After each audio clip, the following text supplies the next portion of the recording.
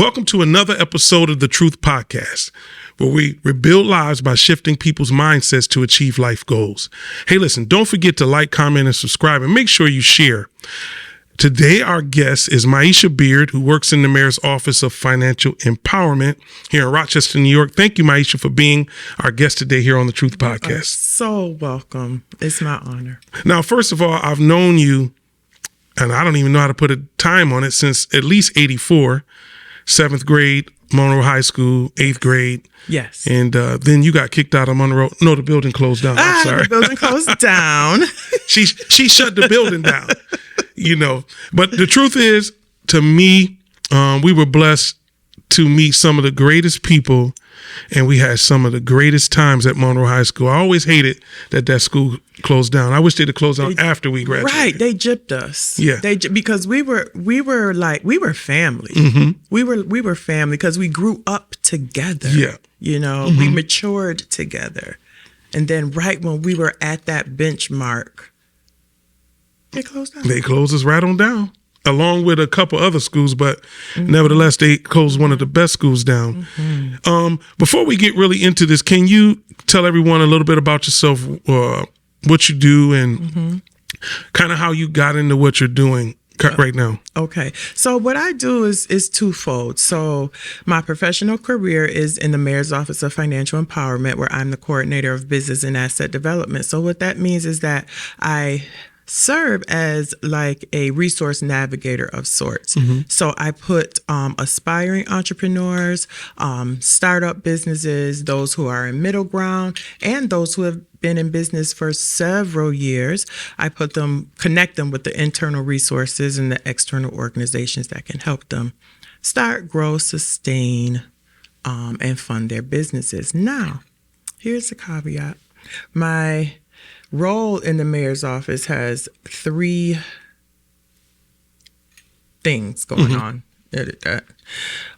So along with that, I'm the Kiva Capital Access Manager. And so what that does is it provides zero interest, zero fee loans to entrepreneurs who can't traditionally go into a bank and get a loan. Okay. So this is part of the way that we are trying to close the racial wealth gap for Black and brown entrepreneurs.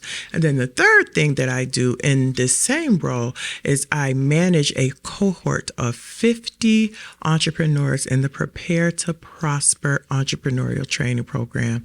And when I tell you that program it's like my professional baby. Have you ever just got to this space in your professional career where you say, this is it. This is the biggest thing that I've ever done. But of course, it's not me. We know it's not me, right? It's worked through me. Yeah. So that's what I do for the city of Rochester. Wow, that's a lot. Can you kind of give us a little bit of an understanding of what it would take for someone to qualify for those non-interest loans? Oh my goodness. The qualifications are all about character. And this is what makes them so beautiful. So it's about community and it's about character. Your credit score could be 500, but do you have a large social media following? That's what they're going to look at. Will you tell the truth on your application? So if your FICO score is 510, they want you to say it's 510. Okay. You ain't got to lie to kick it, right? Say what it is. If you have debt past 90 days, tell us about it. Okay. We just want to know the truth. But you have character. You have a social media following. Your write-up about why you need this loan is heartfelt and it's true and it's authentic. I've had people who haven't paid back their Kiva loans on time because of whatever reason. One person, there was a significant health reason why they didn't pay their Kiva loan back on time, but they stayed in contact. They paid $10 here, $20 there, $15 here until they paid it off. Wow. Then they called me and said, Maisha, do you think Kiva will give me another loan? And in the words of my godmother's mother, I said, nothing beats a fail but a try. So let's do it. She asked to borrow $10,000. I, as the Kiva Capital Access Manager, I'm in a very unique place to be between the borrower and the underwriters. So I get to advocate like I'm sitting in front of you now. Yeah. The underwriters don't know you, but I do. So I get to say, listen, this is what happened. This is why they were late last time. But if you check her social media, she's on every platform. She's been in touch. She wants to borrow $10,000, and I'm hoping we can give her another chance. And we're going to endorse her. Wow. And she borrowed that $10,000, zero fees. I don't know if I should have asked you that question. Now you're about to have people flood you. Oh, as they should, because guess what? We want to give these Kiva loans away. I'm about to flood you now. If you keep on, I'm going to flood you. Listen, what church need? This Don't start nothing now. 501(c), right? Yeah. Okay. So here's the thing. Now I want to kind of. How did you go from, first of all, being a hairstylist to working in the mayor's office? Oh my goodness! Let me tell you the story. Can I say something real quick? Sure. For those of you who don't know, unbeknownst to me, her and my wife went to hair school. So they've known each other for significantly a long time. Yes. And she obviously didn't know I had married Michelle. You're right. Until you saw us in the mall. I saw you in the marketplace mall. Yeah. And she was like, Michelle, you married Rodney Roberts? And said your whole name. Yeah, people do that all the time. I don't have anyone who goes Rodney. They do Rodney Roberts. I guess because the R's kind of roll. Listen, the alliteration. Okay, that's what it is. Yes, it's the alliteration. And they'll be like Rodney Roberts. So we're gonna get into that a little bit more. But I just want to know how'd you go from being a hairstylist to working in the mayor's office? Wow. So this is how it happened. I decided to. Well, first of all, my marriage to my childhood sweetheart, I call it consciously uncoupling, right? Because he is my friend. He is the father of all four of my children, the grandfather of my granddaughter, my biological granddaughter, and my bonus grandchildren. So we are dear friends. But it began with us separating, okay? And when that happened, I began to discover other gifts that I had, like the gift of writing, the gift of speaking. I said, wait a minute, I just wrote a poem. Am I a poet? So I was a self-proclaimed poet. So I began to write. Then I said, I want to go to school. I just started doing all of the things that I've always wanted to do. Now, how far removed from high school were you when you went to school? Oh, my goodness. I was 44 years old.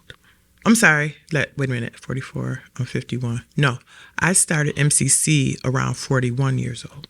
Okay. That's still amazing, though. Yes. Okay. I'm sorry. No, don't be. So I started MCC. I thought I wanted to be a nurse because my grandmother and my grandfather had passed away 6 months apart. So I said, Mommy, I think I want to be a nurse like you. But then when they got to human anatomy, y'all, they want me to dissect a pig. I don't touch pigs. Yeah. So I said, no, this isn't going to work for me. It's funny because human anatomy and physiology, organic chemistry took me right on out. Listen, took me out the game. I was like, I have the compassion and the empathy, but I'm not doing this. So I said, nope, don't want to do that. So I just said, you know what? Let me just go on and get my regular associate's degree, and then I'll figure out what I want to do. So all the while, I was still doing hair, but slowly allowing my clientele to just kind of, maybe you should go to this person, because I'm not going to be doing this for much longer. Yeah.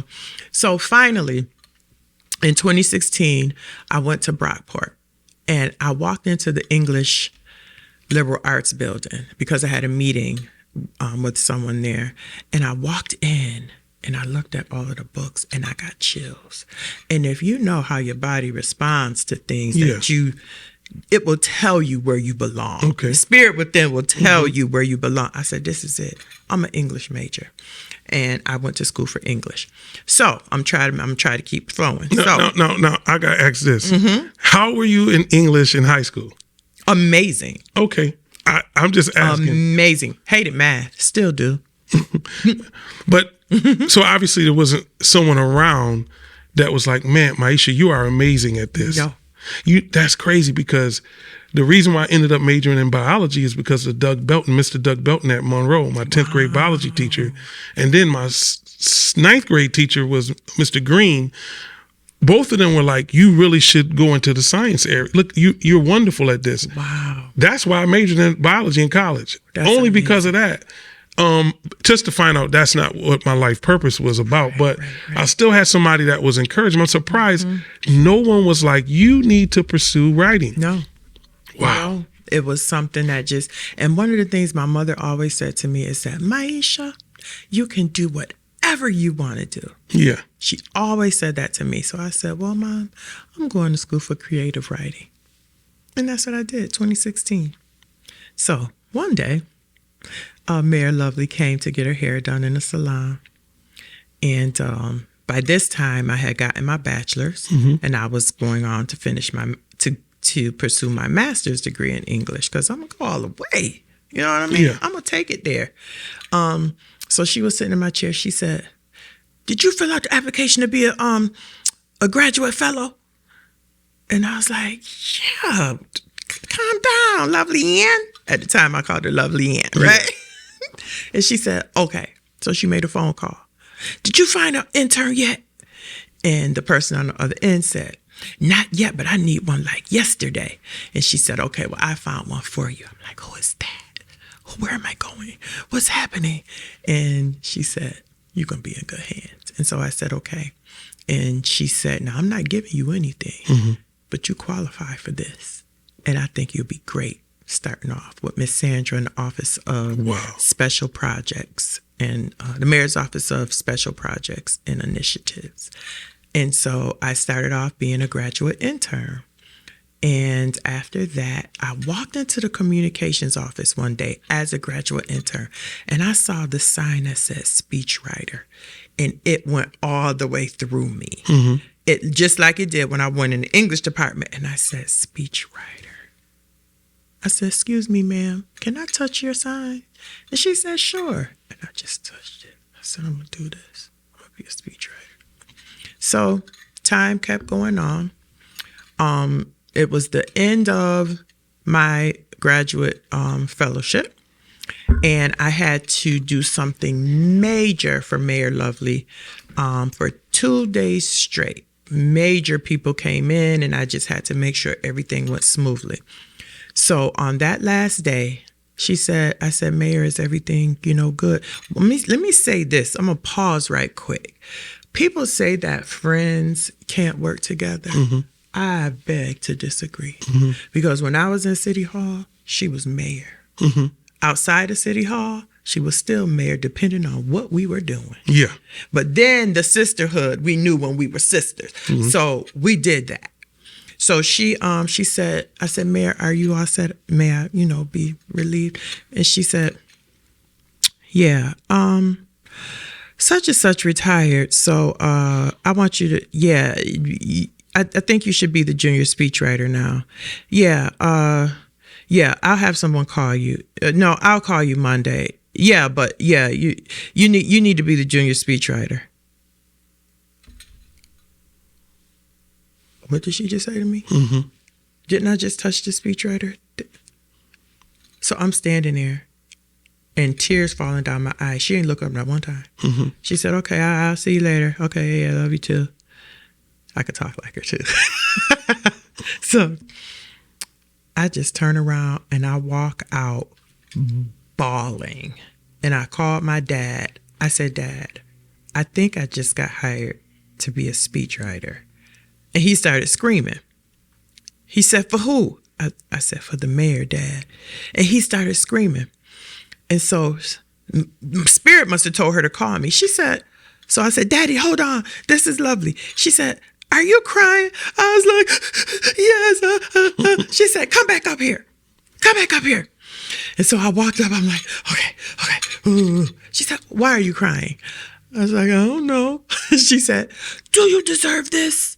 And I said, I think. Do you have a degree? I said, yes. Do your children deserve for you to make a good income and for it to be a bi-weekly thing, consistent? Because you know how hair is. Yeah. Okay. And I was like, well, yeah. I know how hair was in the 90s. Y'all was we was popping. Oh, we was popping. But then there will come a time where you'll have an influx of clients, and then that slow season, you'll be like, okay, I'm gonna pay my salon, RG, and especially when school about to start. Ooh, that thing slow down like slow. after school. After school, crickets. So we have to prepare for that. But hold on, let's get hyped again. But in the 90s.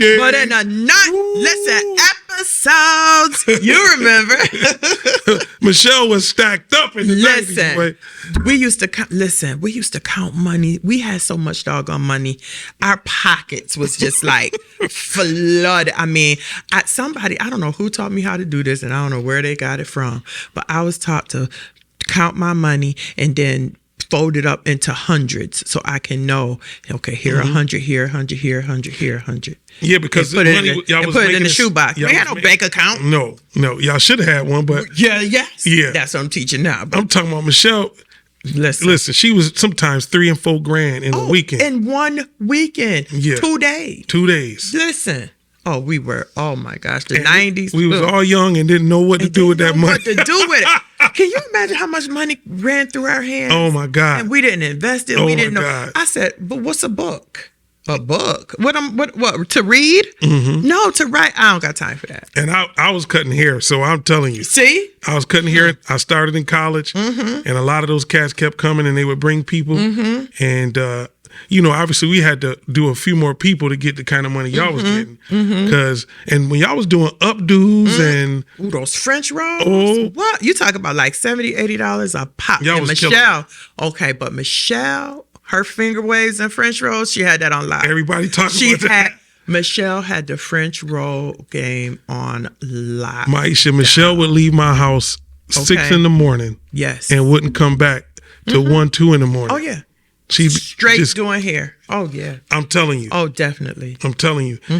Church, people going to church, people going to clubs, people going to concerts, everything. Young, old, it didn't matter. People wasn't doing their hair at home. They wasn't putting on no ponytails. No. People was paying to get them oh my goodness. Good money. And if they didn't pay their boyfriends or their husbands paid, those were the ones we liked. We liked when they paid because they would give us a little extra. You know what I'm saying? Yeah. So I don't lost where we was. Well, I don't know how did I start doing what I'm doing in the mayor's office? Okay, so. You was crying when she called. Crying. Yeah. She called me back and she said, don't you deserve to be in the New York State retirement system? I was like, yes. She said, I'm not giving you anything. You earned this. Don't you have a degree? And I said, yes. And she said, so that means you are qualified for this. And I know you're going to do a great job. And I said, you know what? You are absolutely right. I am going to do a great job. And I'm ready. I'm ready for it. And you've transitioned from her to Mayor Evans. Yeah. And when I tell you, I did not know what was going to happen to me. I was anxious. I just did not know, because once you work in city government, you begin. I already love my city, Rodney. I've never been the one to say I don't like Rochester. I'm with you on that. Me. I'm with you. I love my community. I love the people. Yes, I moved away twice thinking I wanted to be a celebrity stylist, but I did not like that. My celebrities were in my chair. So now, working in city government just made me have more of a love for the residents, for our community.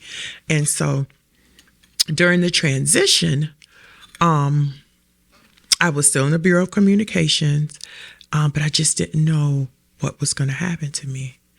And one day, this is amazing. Shout out to Mayor Evans. Shout out to Mayor Evans. One day, I was told that Mayor Evans wanted to offer me a position as the coordinator of business and asset development to work with small businesses. I had no idea why.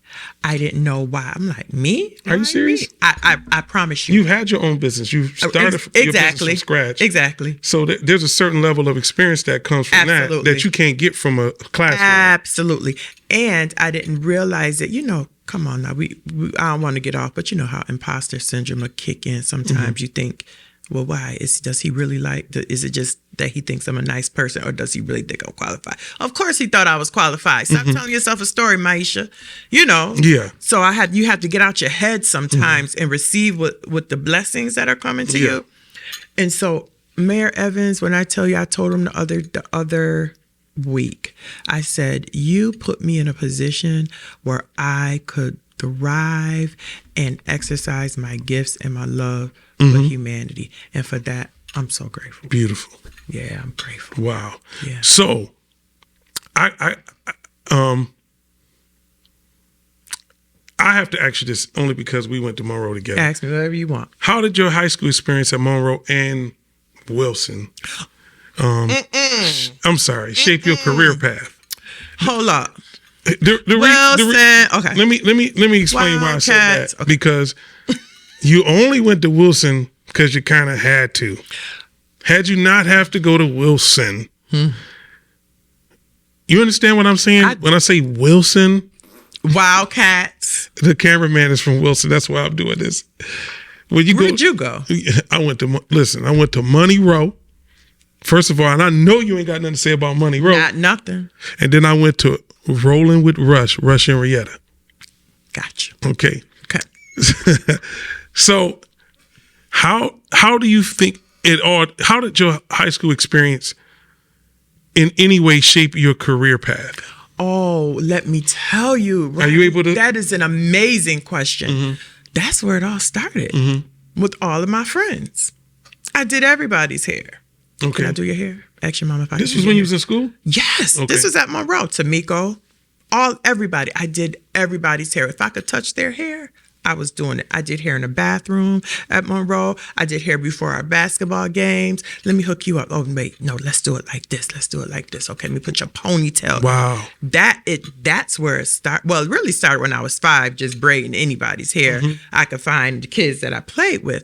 But high school is where I practiced. And I say ask your mom. Ask your mom. Ask your mama. Ask your mom. We knew better back then. We knew. Oh, wait a minute now. And don't be going to nobody's house asking for something to drink. You better come home and get that water. Yeah. Yeah. So anyway, ask your mom. That's amazing. I never knew that. So Tamiko, obviously you played basketball. Yes. Volleyball with her. I love me some Tamiko Bird. Oh my gosh, me too. Now you talking about one of the sweetest, nicest, kindest, genuine, most amazing person. I'm gonna probably do an interview with her via StreamYard or something like that. She's here. Okay, didn't know she was here. I thought she was still in Houston. Okay, she here on the low. No, she here on it. She loud? She here loud? She Tamiko loud? Tamiko loud and okay. Clear. She back in the rock. And she know when we say she loud, we don't mean it like in a negative way, but she be hyped all the time. She like on 10 all the time. All the time. So, okay. So what inspired you to create Maisha Experience, and what kind of services do you provide through your LLC? Wow, Roddy, you did your homework on a sister. Okay. Y'all see the bishop? I was supposed to come in here blind? Listen. Oh my God. I thought I was just going to be taught. Okay. That just blessed me. Okay. So blessed me. So let me tell you about the Maisha Experience, LLC, comma LLC, capital C. Okay. The Maisha Experience is my speaking business, and the name says it all. So every professional speaker has at least 3 topics that they speak about, right? Three major speeches that they speak about. So one of mine is cancer. Why my mother? Right? That's one. Well, no, actually it's cancer. Why our mothers? Another one is every dream begins with thought. You know, that's about manifesting your dreams. Really, like I touched the speechwriter, then I became a speechwriter. You know, things of that nature. And how domestic violence affects children and how it manifests into adulthood, and what we can do. Yes, what we can do to recognize it, and definitely lean into it so that we can heal it and deal with it. You know, and then definitely how to navigate through entrepreneurship, because it's not linear. It's all ebbs and flows and backs and forks and pivots. So how to navigate through that by still manifesting and keeping a positive attitude. And then one of my last ones is how to, it's about self-talk and self-sabotage, because we sabotage ourselves through that negative self-talk, right? And how to catch it, how to notice it when it comes up, and notice the thoughts that we can let go because it's really not ours. And then notice the ones we can grab and use to keep moving forward. I think that's a powerful key point you made, that is the negative thoughts, they're not ours. They're not. I always tell people what happens is people say things to you, but they don't become real until you say them to yourself. Come on. So it's not what people say to you, it's what you say to yourself. It is what you believe to be true for yourself.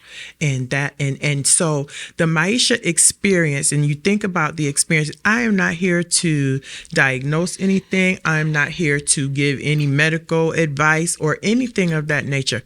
All I can do is tell you how I navigate through my experiences. So my tagline is beyond obstacles, still shining, right? Because we all have a story. We all have obstacles. And those obstacles, honestly, Rodney, while we're in them, they hurt so bad.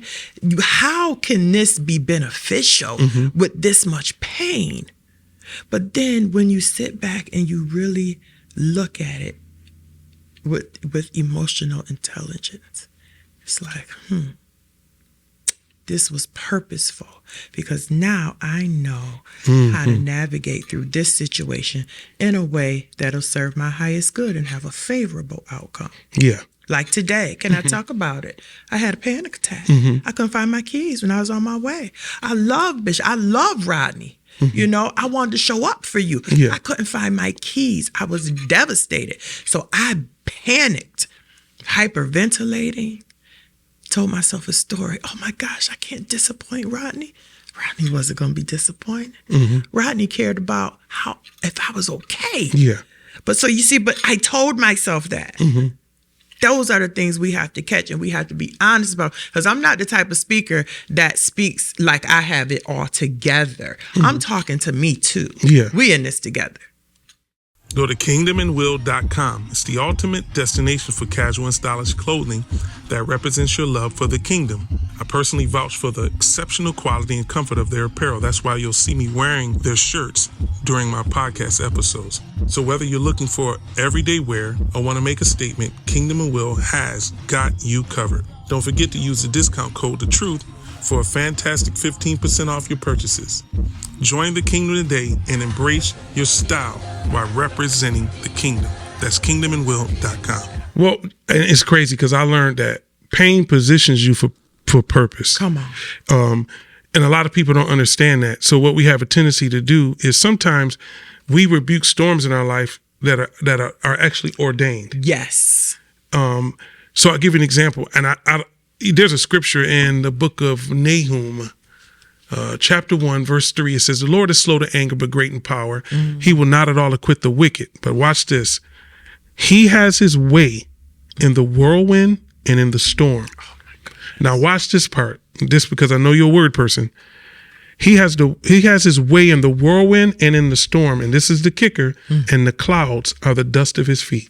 Woo! Now that's a word. Did you? The clouds are the dust of his feet. So you're rebuking something that he's actually orchestrated so that the rain would come and literally water what he's sown into you so that it can harvest. So we end up fighting against things like, even for example, we were talking about how some people are ashamed of their past. Yes. Now realizing the pain from their past positioned them for purpose. Absolutely. And as a result of it, you're so ashamed of something that you don't realize have been working for you the whole time. Absolutely. Because with the same comfort God comforts you, he's going to use you to comfort somebody else. And so when you can start seeing things with the right perspective. So my dad, so dope. He was a pimp. He was all this other stuff. And I can't honestly say I was never ashamed, but I just didn't talk about it. But the more I talked about it and I started to see how it helped other people, because sometimes people look at you and where you are, they don't understand that you've had a past, you've had pain, you've had things that you've gone through, and that you had to fight through to get to where you are. Absolutely. You know what I'm saying? Absolutely. So you're in the mayor's office, but they don't know that you had childhood trauma. That's right. They don't know. I'm talking about real childhood trauma. You Real. still had to get up and come to school. Real. Like you said to me when we were first talking earlier, you said, Rodney, you remember how I dressed when I was in school? And I was like, no, I didn't. You said, I was so poor. I was like, we was all poor. So I wasn't going like, look at Maisha and what she got on. I was like, Lord, I hope nobody know what I got on today. Look at this. See? I hope they didn't know I wore these pants twice this And week, didn't. 3 times this week. You know what I'm saying? Right. So here you are having all of these things in your mind that nobody else is thinking. Nobody else is thinking. Tamiko just trying to get you to play basketball with her. Listen, she's just trying to teach me how to hit the doggone volleyball. I couldn't hit that ball for nothing. That's why they ain't put me in the hit. I could block though. But that's what I'm saying. Like, You know? she was trying to enjoy you from the place of life where, you know, and here you are, you got all of these different things that you worried about. And I'm like, I wasn't looking at what you was wearing, Maisha. I was wearing the same pants 3 days a week. Wow. But you didn't know it because they was blue jeans. Didn't have. And you take that blue jeans, you hook it up with a different shirt. Hook it up with something else. And you put on clean underwear and socks. Rodney, I thought y'all was rich. I told you I thought I was too until I realized I'm living in the gateway. We got rats and roaches up in here. Oh, likewise the same. I mean, real ones. The real big ones Yeah. that would be on the wall upside down. Yeah, they were strong. They were strong. Strong ones. They used to come out the stoves. So, Remember them? yeah, so that's what I was saying. Like, and my friend Doug, who went to school with us, said the same thing. Doug Knox. Knox. Don't talk about Doug Walker. He was my friend, but Doug was crazy. So, we can't talk about. Didn't he go to Monroe? He went to Monroe. Okay, cool. And he actually is my wife's cousin. Oh my goodness, it's a small world. Doug was the first person that gave me a drink of Wild Irish Rose.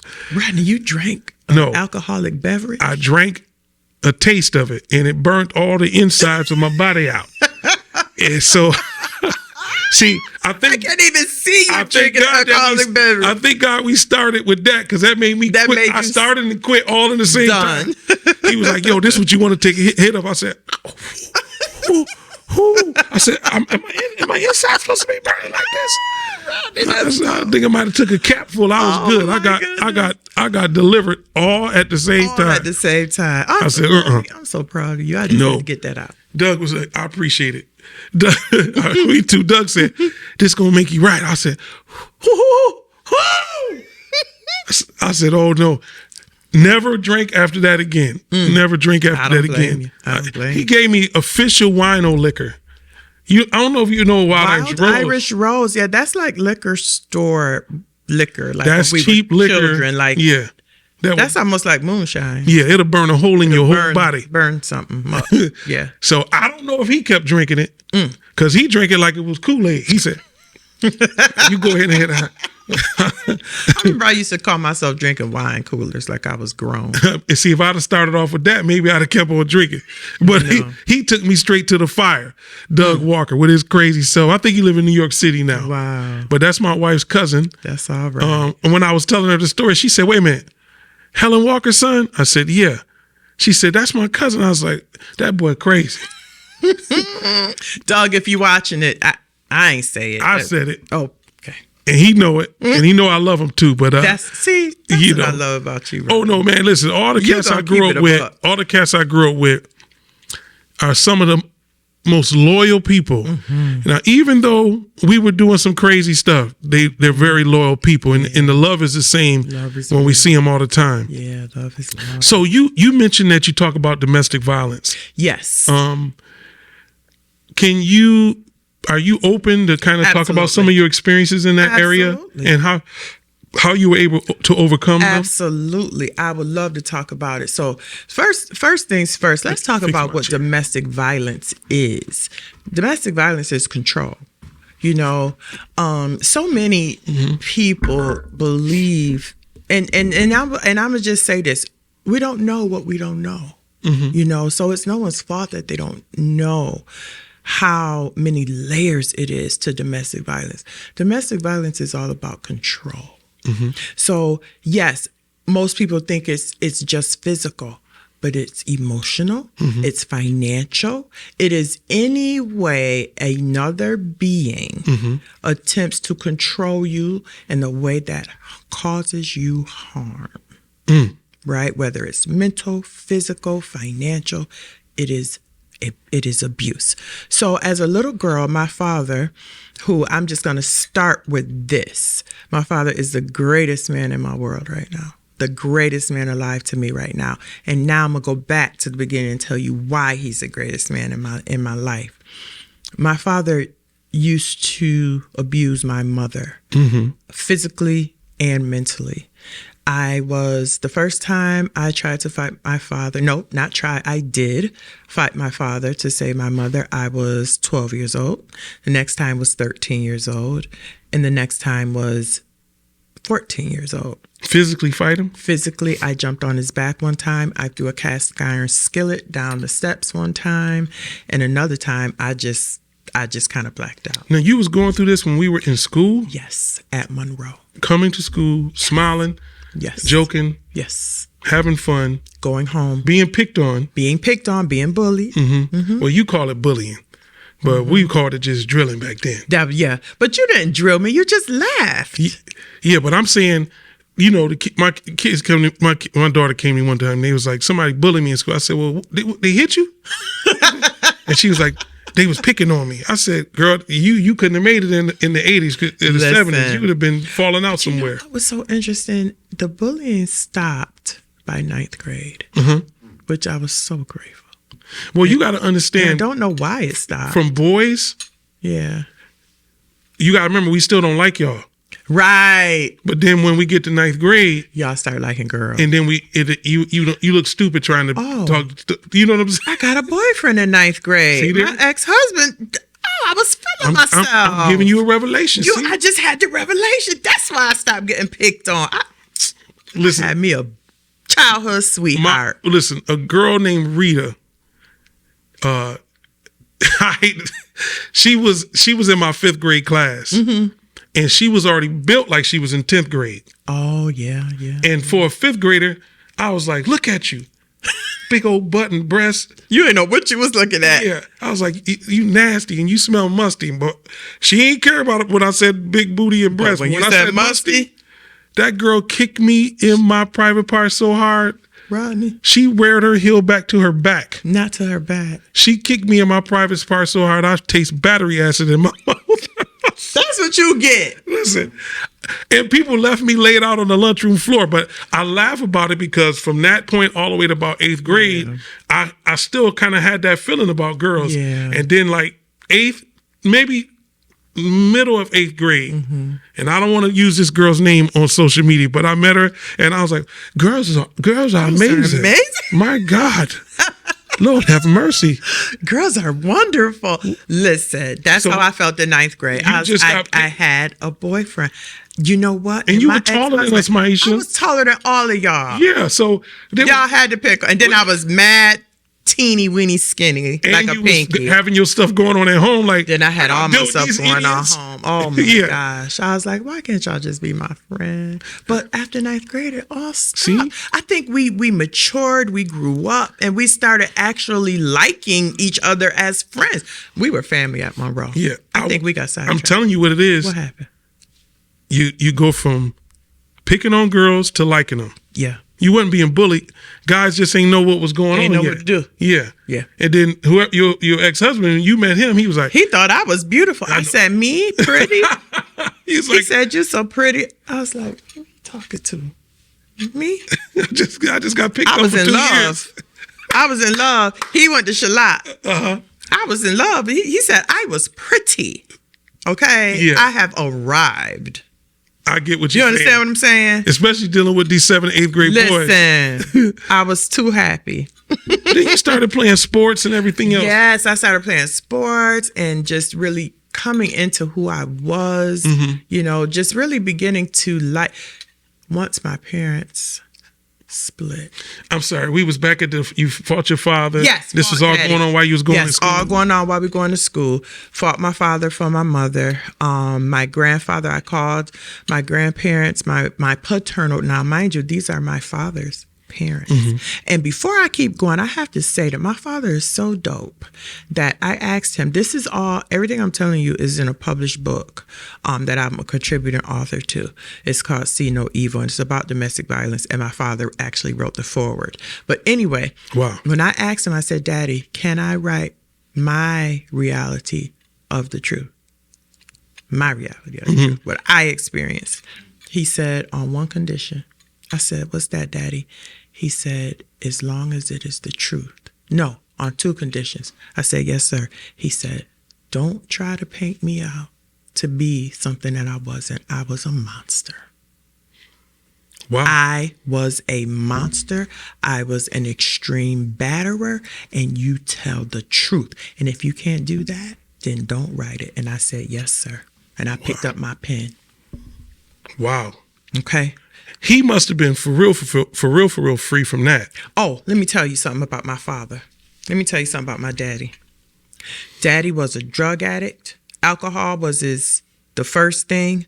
Then my father smoked crack. For real. Like cooked it in a spoon at Highland Park one day. And my brother caught him. And he was supposed to play with an airplane or something with my brother. And my brother came up to the car and was like, I knew you weren't going to play with me. And my dad said that was the day. He said, I'm done with this. Wow. Then he dedicated his life in California to rehabilitating over 10,000 domestic violence offenders in the California jail system with the #1 program in the country. Because, see, he came from, experience. He taught them this is what happens to you. This is what happens to you physically before you batter your wife or your girlfriend or whatever. And he said, and can't none of y'all play with me because I was you. I am you. But see, I got control now. And I'm going to teach you how to He got self-control. Self-control. And I'm going to teach you how to have it. It's amazing. So, oh my God. See, sometimes you'll say things that are trigger.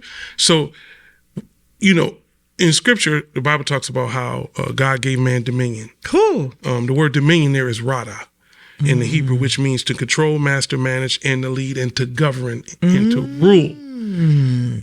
But he did not give us rada to control, master, manage, lead, That's right. govern, and rule other people. Yes. He gave it to us so that we could control, rule, master, manage, lead, and govern ourselves. Come on, you talking. And we spent a lifetime trying to control other people, not understanding. And then this is also in scripture that people miss it in Galatians 5:22 when it talks about the works of the flesh being made manifest.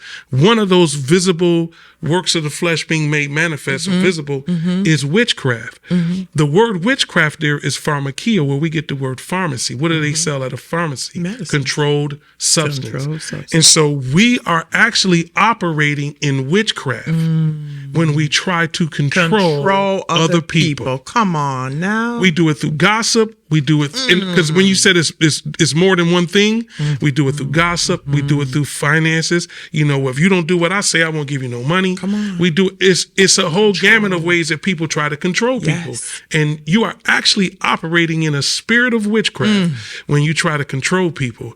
So when I keep hearing you going back to this word control, and people don't realize that we have to not let people practice dominion or dominating us. Yes. And it's up to us. It's up to us. And so many of us, we don't know that we're being groomed. So many people don't know that they're being abused because they're trauma bonded. Trauma bonding is when your abuser will say, slap you or hurt you or cause you harm and leave and then come back and bring you flowers and say, I'm so sorry, I love you. Right? That's trauma bonding. So you're looking for that feeling, that person who you see glimpses of. And so we stay And this for men or women. This isn't just no, men because or women. there are men being abused Men too. are Yeah. being abused, and this is for any relationship. You know, that's that trauma. When you're bonded by trauma, it is so difficult to break free from that, and that's why domestic violence is one of the things that I'm very passionate about. And my father gave me permission to tell our story, and so did my mother. So that's amazing. Yeah. So watch this. The things that you witnessed, experienced, and went through as a child, did you find yourself going through them in your own relationships? Absolutely. You wouldn't even let me finish. Oh, I'm sorry. Go ahead. and then how did you get free from it? And where did the awareness kick in? Like, did you have a particular thing that happened? You was like, that's it, I'm done.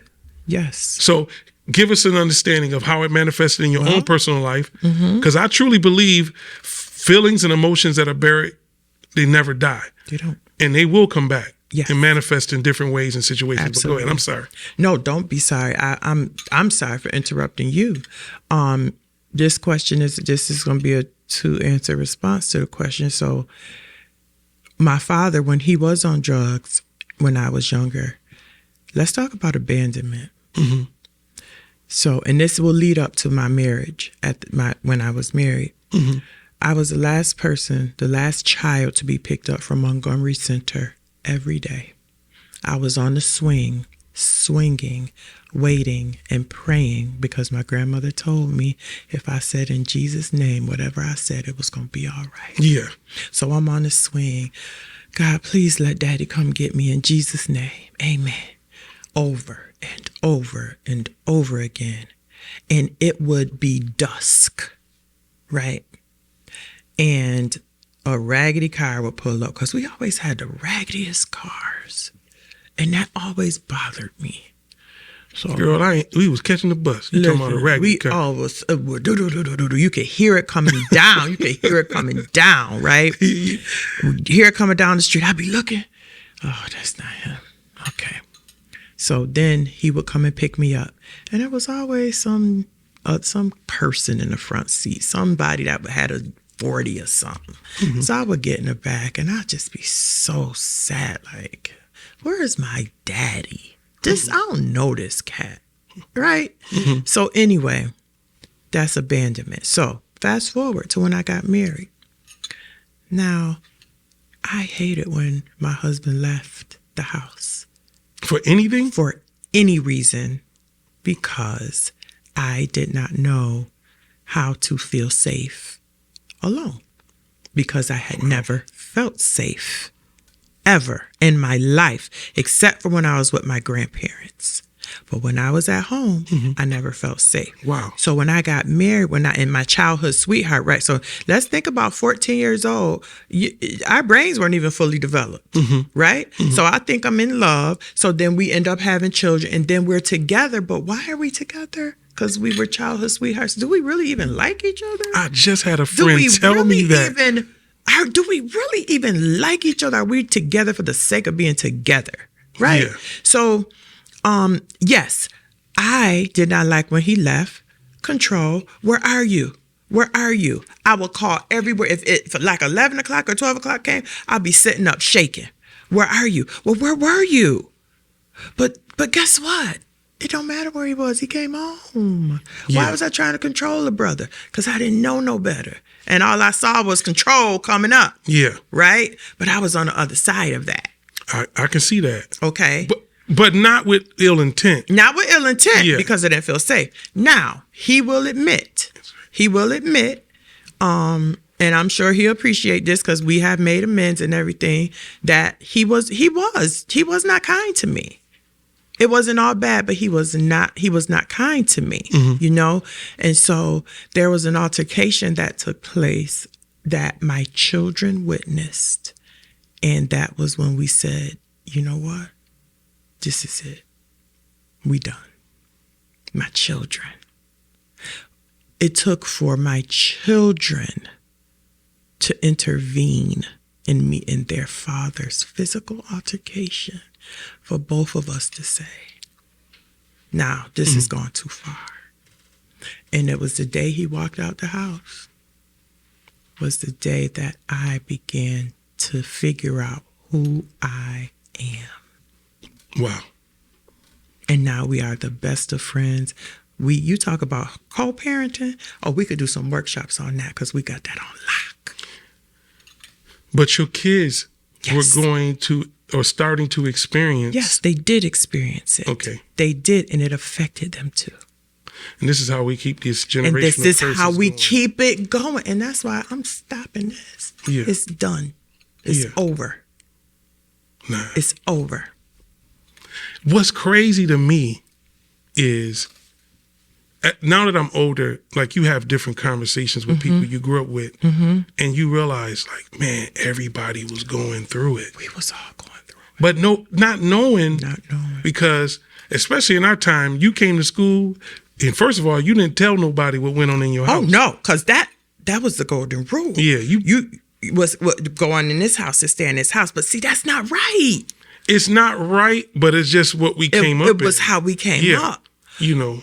But now, And listen, too many things happening to these babies. I like my teeth where they was at. Listen, I like mine too. I remember one time my grandmother, I said something to her. She retched around. I was in the backseat of the car. She said, "What did you say?" I said, "Something, something, something." She said, "Come here." And I said, "Huh?" She said, "Come here. Come on closer." I said, "Hi, Granny." She retched around that car and twisted my lips. My lips was bubbling. They were burning. You understand And you'd be me? like, how can somebody just How can twist your somebody lips? just so sweet, Twist your so lips. say, just twist. But I said something I had no business saying. Yeah. So yeah, that's how we came. That's how we came up. Yeah, my none of my mothers or aunts or grandmothers play. Well, my dad, grandmother, my dad's mom, I could push it a little bit, but my mother's mom, woo, Listen, she had every trick in the book. my grandparents, they never. My grandfather, he used to call it, "I'm gonna give you a skinning. I'm gonna skin you." And one time he gave me a skinning because he found out me and my friend Tinka. You know Patrice Thomas? Tinka? Sound familiar. Me and my first best friend, we were playing on the railroad tracks. Tell me how grandfather knew. Me and Tinka came home. Da-da-da-da-da. Grandfather, what you doing? I'm getting a switch about to skin you. Tinka ran, and I stood there like, ah. You know what? We went to school with a guy named Freddie, who had. You remember Freddie with no legs? Freddie, yes. He lost his legs playing on a railroad track. Are you? That's how he lost his legs. Yep. So that's why grandfather gave me a skin. But he was. I don't know. Listen, He didn't let that if stop Freddie him, Dove is still alive, somebody let me know. That brother was amazing. He was. It's like You remember he used to break dance with his- He used to do everything. He used to do everything. Now, disclaimer: I am a gentle parenter. I do not spank. That's just me. Oh, I'm not gonna tell the same lie. But my kids are grown, so anything that happened prior to that is covered under the blood. So listen. How do you balance your responsibilities as a public servant in the mayor's office My goodness. and running your own business? Come on, And then Ronnie. I guess I should ask this part, and what challenges do you face and how do you overcome them? Oh, I love all of this. Okay, so it is an everyday practice. Sometimes, some days, some moments, I have to say that I do great. And then some moments, I'm at work until 8:30, 9 o'clock. Because you want to know why? I'm like, wait a minute. My entrepreneurs, I have to do this. I have to do that. I have to do this. I have to do that. I have to do it. I have to do it. And I have to do it now. And it is an emergency. And if I don't do it, then what does that say about me? Okay. So I go home at 8 o'clock at night. Wow. And some days I say, no, Maisha, remember, you have to tip your cup backwards and only give out of your overflow. If you work from 8 to 5. Say that one more time. Tip your cup backwards. And only give out of your overflow. So everything in my cup is mine, but what's spilling out, I get to share. I get to give. So after 5 o'clock, what's in my cup belonged to me, but I was still giving it up. Nice. Then coming back like empty.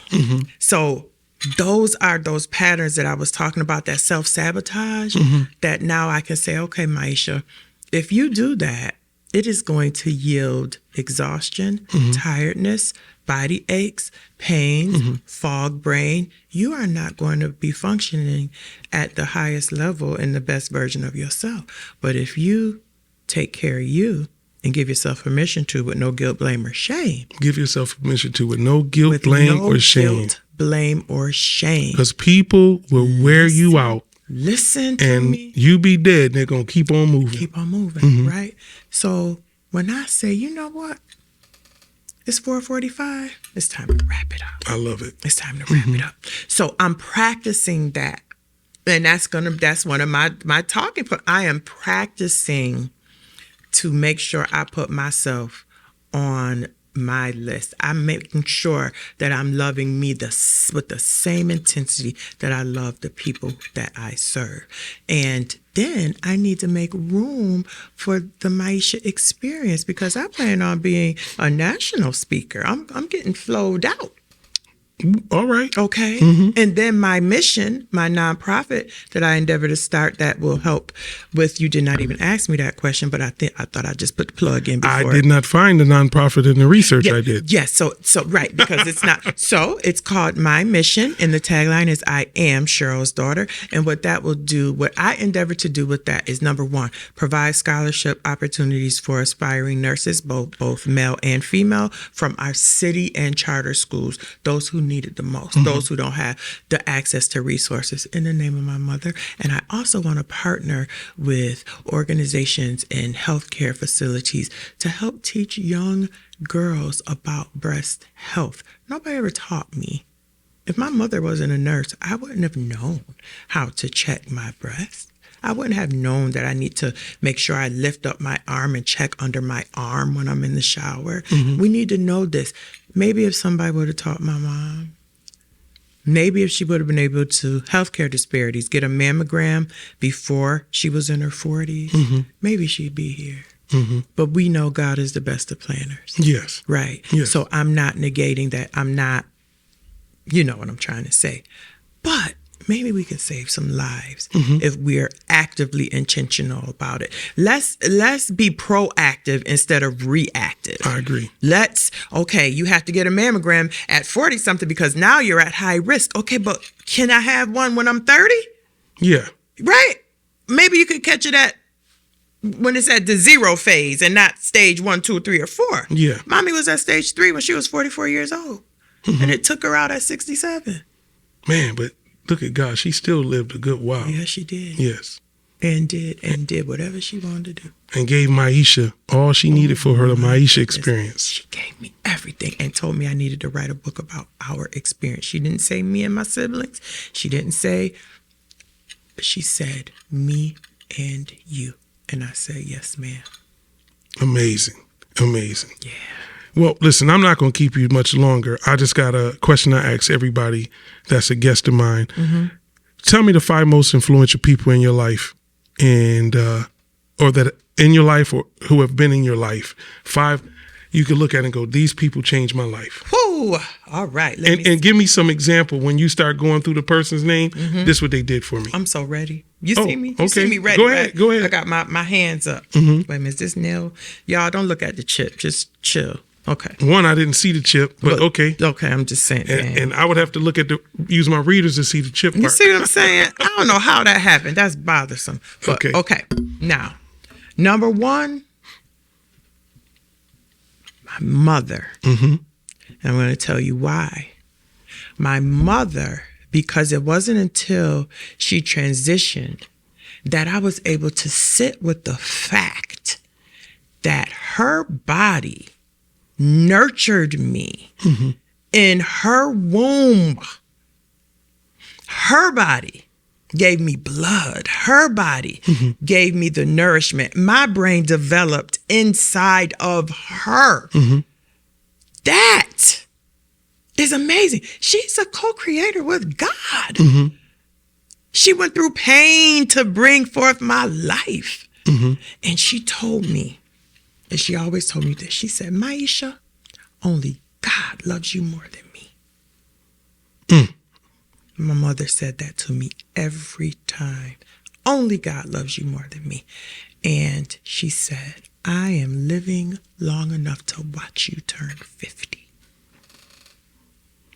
She did it on purpose. She said, I'm living my life 3 months at a time, and my next benchmark is to watch my eldest turn 50. And she said, if Jesus helps me, I will make it. So she got to see you graduate from high school, get your bachelor's, Yes, and get your master's? Nope. She got to see me graduate from high school, cosmetology school. Mm-hmm. My associates. That's important. Yes. Yeah. My associates and my bachelor's. And I have pictures with her and everyone. Amazing. Then when I just got my master's, I put her picture on my hat. I said, come on, Ma, let's go up and get this. And you her first child? I am her firstborn. So, she was 18 years old. Madison. She chose my life over what people would say about her because, you know, back then being pregnant out of wedlock, 72. No, listen, my mother was 16. Mm-hmm. And I like the way you said that. Mm-hmm. She chose your life She chose me. over what people would say. She chose my life. She chose me, Rodney. My mother. Yeah. She chose me. Because she could have chose to be manipulated by the shame and the disgrace. Yes, and there would be no Maisha. Yeah, but she chose Maisha. She chose Maisha. Over that. Over that. Number 2, my father. Okay. My father had a stroke 4 years ago, 3 or 4 years ago. Okay. Me and my father were going to travel the world together as the father-daughter speaking duo because, you know, he dedicated his life to domestic violence. This is why my father showed me what redemption is. My father taught me what accountability is. My father taught me how not to make excuses for bad behavior and bad actions. He taught me that when he got clean, he came to all of us and said, tell me everything I've done to you when I was an addict. Wow. And don't leave anything out. And I told him, and I didn't hold nothing back. And he sat there and he cried and he said, I'm sorry for all of it. You didn't deserve it. I am sorry. And will you please forgive me? Okay. My father taught me in any situation, Maisha, I hear you, baby. I hear you calling me saying such and such said this to you and did this and did that. What did you do, baby? What could you have done that would have yielded a different outcome? Because it always starts with you. You're nobody's victim. What could you have done? You're nobody's victim. You're nobody's victim. What could you have done to change the outcome that would have served you and the other one better than it did? I was like, Daddy, you be dropping jewels on me, Daddy. Okay. Because I want to be mad. You know what I'm saying? Because I want to be mad. No, for real though. Yeah. I want to be mad, and I want you to be mad with me, Dad. Why you not mad with me? Yeah. Why you got to teach me now? Yeah, I don't want that lesson. I don't want that. Yeah. But I needed that. Yeah. Right? My father. So you got my mother and my father. My grandparents, I'm going to put all of them on one. Okay. Okay. And here's why. They taught me that I was so special. And when I did not feel safe, they made me know what feeling safe was. Okay? And there's so much I could say about them. We just don't have time. Because that grandparent love is something. Where would most of us be without our grandparents? Where would we be? Yeah. Where would we be? Where would we be? It's just sad because a lot of kids in this generation, they don't get the chance to experience what we experience as grandparents because most of them is too young. Exactly. These grandparents, kid don't have the baby at 12, 14. The mother is 20-something, 30-something. Yeah. So she's still trying to party. Exactly. She's still, my grandmother was at home with a wig on. Listen, what you saying? Cooking cornbread and making sure something on that stove for them cheering when we came home. Yeah. Okay. Yeah. It was always a hot meal. Yeah. Even if it was some green beans and potatoes and cornbread with some neck bones in it. I thought that was a meal. I didn't know. It was. You know, until I got older, I was that's not a meal? It was a meal. Yeah. I'm on number 3. Okay. Number 4, my granddaughter. Your granddaughter? My granddaughter. Wow. My granddaughter Lola came into my life, Rodney, when I was out on FMLA during the pandemic, when Mayor Lovely was going through hell on earth. And I could not, as an empath, I did not know how to, and I practice this now. As an empath, right? I could see, I should be able to see my loved ones, give it compassion, but not own it. But I love so deeply, I say soul deeply, that when people I love hurt, I hurt. And so I was so hurt because she was so hurt that I wasn't well. I had a thought. I looked at some medicine on my nightstand and I said, oh, I can't do it now because I need to do laundry. And I was like, what was that? What was that? I lost it, got the pills, ran, put them away, and I called my doctor. I think I had a bad thought. Long and the short, Lola was born. My son brought Lola over to my house, and I put that baby on my heart. And it was like my heart flowered, and it gave me purpose. Now, intellectually, I know I already had purpose. But that baby, she made me realize, Grandma, you still got work to do. Those thoughts aren't yours. You got to be here. Lola. And then lastly, I'm going to say all of my children, but I have to emphasize my number 1, and that's my eldest son, who I got pregnant with when I was 17 at Wilson. I was a basketball star by then. But just like my mama chose me, I chose him. I was told to get rid of him by so many people, coaches, family members, so many people. Nope. Having my baby. Y'all want me to choose between life and a basketball? I'm going to choose life. And I chose life because I wanted somebody to love me. I get it. I want somebody to love me and somebody that I could love, and nobody could take it from me. Nobody could take it from me. And I had my baby walking around Wilson with a big belly getting talked about, probably by, I heard the whispers. Yeah. I was president of student government. Nope, can't do that no more. You're pregnant. You're not a good role model. You should go to Young Mothers. No, I don't want to go to Young Mothers. Well, you should. I don't want to. You can't make me. It's the law.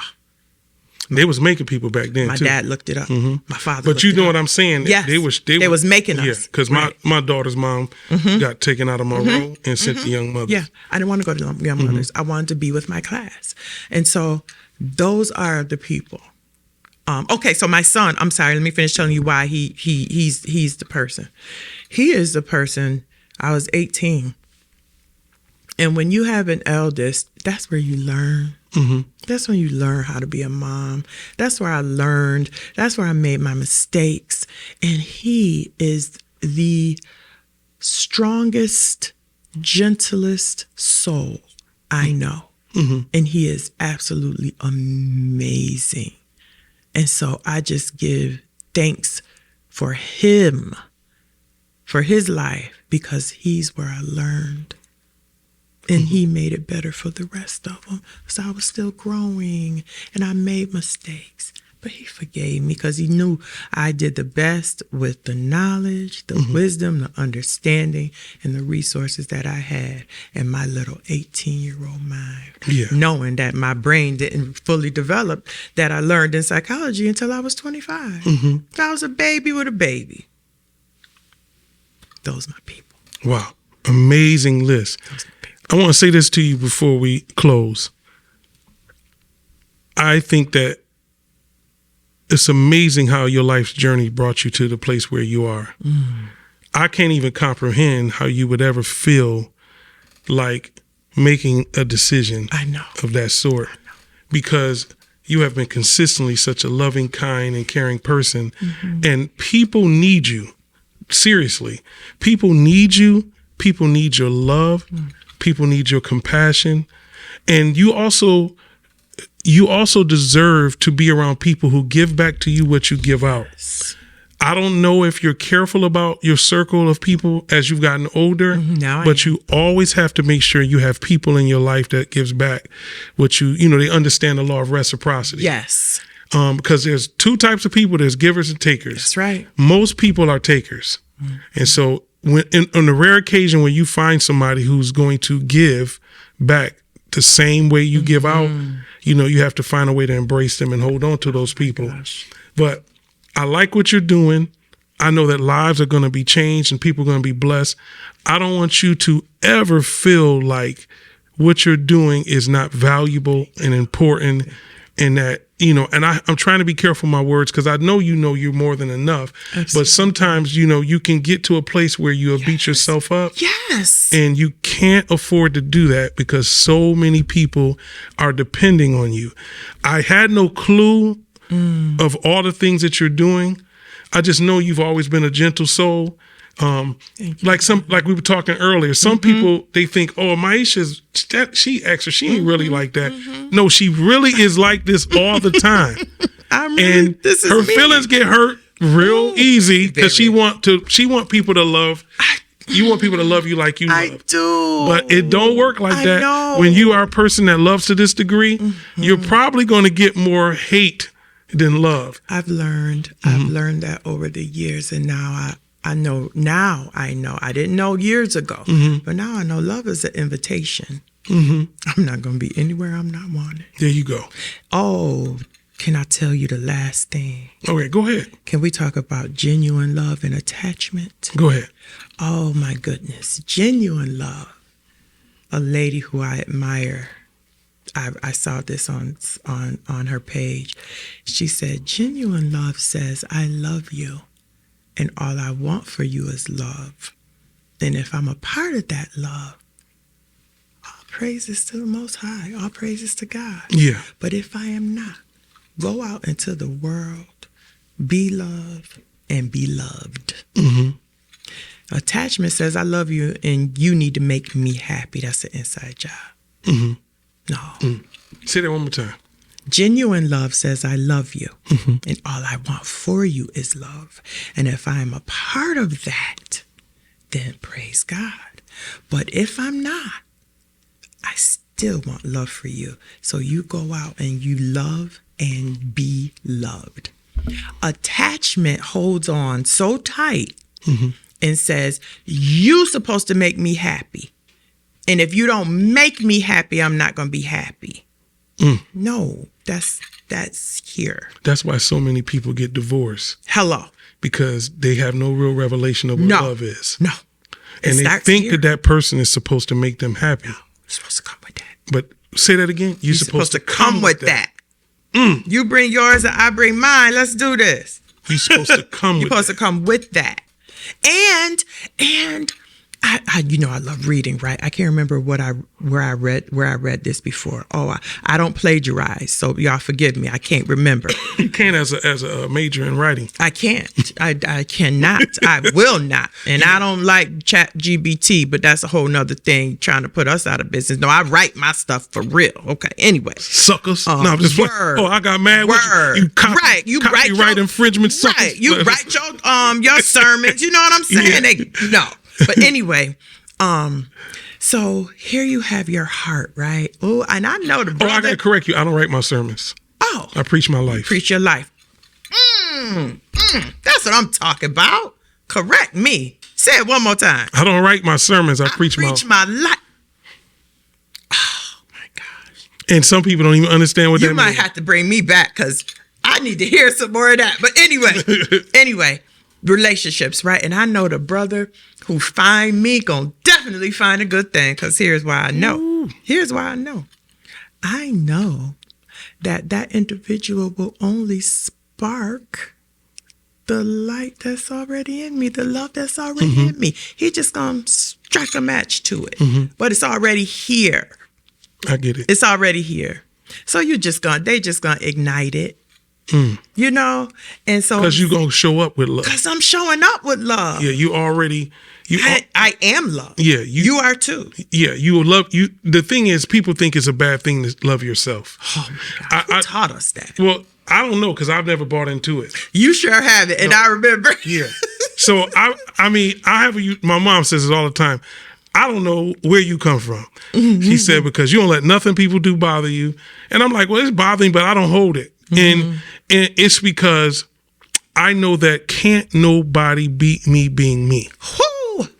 That is a fact. So that is a fact. If I stick to being me, I will genuinely have an experience in this lifetime that no one else will be able to copy or deny. No. And so I'm just like, I love being me. Come on. And I know why I'm here. See, in being here, my job is to inspire people. That's right. My job is to inspire people, to build people up in a way that they have faith to believe that they can do anything. You did it for me before. I wouldn't know I did, but you did. I came to two of your services, and you called me out both times. You don't even remember. Sure don't. Because it was authentic. Because it was real. It was spirit. It was the Holy Spirit talking through you. You know, and you've done that for me twice, and you just did it again. Wow. So thank you. I appreciate it. I'm just being myself. That's it. So because he don't signal me a couple times. Okay. Tell people how they can reach you if they're interested in getting in touch with you on social media. Okay. So which Maisha we looking for? City Maisha or the Maisha Experience? Whichever one you want them to find you at. Whichever Maisha you want them to get in touch with. For all of you entrepreneurs out there who are if you are a startup business, if you have been in business for a long time, if you want to expand your business, I am the coordinator of business and asset development for the Mayor's Office of Financial Empowerment. You can send me an email at Maisha, spelled capital MAISHA .beard, like the beard on a person's face, Johnson at cityofrochester.gov. Shoot me an email, tell me about your business, and let's see what resources we can come up with for you. As far as the Maisha Experience, in about a month, you'll be able to visit me at www.themaishaexperience.com. Oh, hold up. You on Facebook, right? Experience LLC.com. Okay. That'll be in about 1 month because that's being built. But I am on social media under Maisha Beard, and I'm really easy to find. I'm Googleable, and my business page is connected to my personal page. If you're looking for a really dope keynote speaker, that's me. All right. Tap in. Well, listen. We're out of time, but we're definitely not out of conversation. I know, and right? We'll do this again, we'll talk more about the Maisha Experience when we come back the next time. Yes, sir. And listen, I want to thank you all for tuning in again today to the Truth Podcast. We're so excited about the things we have coming up. We want to make sure you like, comment, and subscribe. Make sure you share, and make sure you reach out to Maisha if you got that business and you need someone to help you to take that business to the next level. Here's your person. If you're here in the city of Rochester, now she ain't all over the country doing it, but you gotta be now. So you must live in the city of Rochester, not the suburban area. You have to live in the city to receive services from the city. However, you can live in the suburbs for your Kiva loan because we are a Kiva hub. Okay, so there's just a slight difference, but I'll let you know. But one thing, I'll never turn you away. I'll always send you somewhere where someone can help you. I'm never gonna just say no and not be able to help you. You see that? That's just who she is as a person. Yeah. So, again, thank you. I appreciate you dearly. Likewise. I want to tell you this has been amazing, and I'm so glad you were able to make it. Oh, me too. And like I said, we'll come back and we'll talk about the Maisha Experience and what you're doing in that arena, in that vein.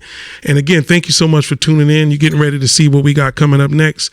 Love you, appreciate you. Like, comment, subscribe, and share. Remember, you should know the truth, and the truth will set you free. On the next episode of the Truth Podcast. Yeah, because this is my first time speaking post-stroke and post-craniotomy. You know what a craniotomy is? When they cut your brain in half and they staple it together. That's a craniotomy. Come on, man. You know, we've heard this growing up in church. You don't look like what you've been through. Come on, man. What's the good news? What's the good news? That's it.